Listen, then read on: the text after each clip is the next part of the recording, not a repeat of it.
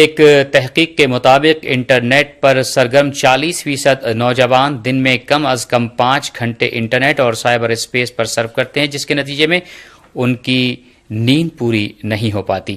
ہمارے ساتھیوں نے ایک رپورٹ تیار کی ہے، آئیے ملاحظہ کیجیے۔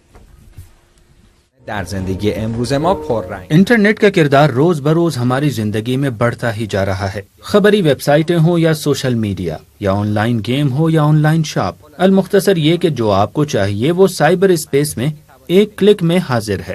صبح آنکھ کھلتے ہی سوشل میڈیا پر سلام داغتے ہیں تو رات میں سوتے وقت اپنی تنہائی کا مرثیہ شیئر کرتے ہیں، اور دن بھر میں بھی ہر کچھ دیر بعد سوشل میڈیا پر جھانکنے کو اپنا فرض سمجھتے ہیں۔ میری نظر میں آج کل انٹرنیٹ کے بغیر زندگی کا تصور ممکن نہیں۔ دنیا کے جس کونے میں بھی کوئی اتفاق رونما ہوتا ہے، اس کی خبر ہمیں انٹرنیٹ کے ذریعے ہی ملتی ہے۔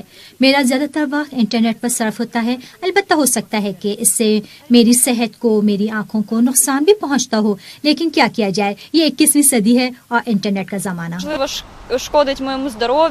ہماری حقیقی زندگی کے ساتھ ساتھ ہماری ایک اور زندگی سائبر اسپیس میں بھی جاری ہے، جس کے اپنے فوائد بھی ہیں اور نقصانات بھی۔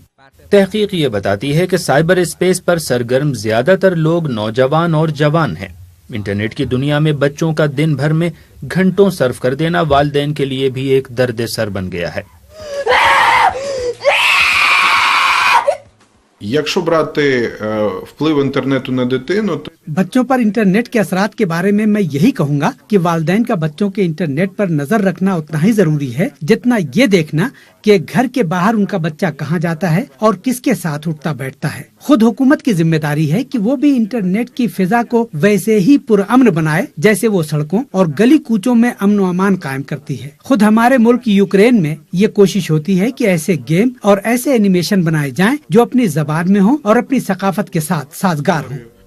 ان دنوں یورپ نے بھی انٹرنیٹ اور سائبر اسپیس پر اپنی نگرانی بڑھا دی ہے، اور قانون کے مطابق غیر مناسب ویب سائٹوں کو بلاک بھی کر دیا جاتا ہے اور ان کے چلانے والوں کو سزا بھی دی جاتی ہے۔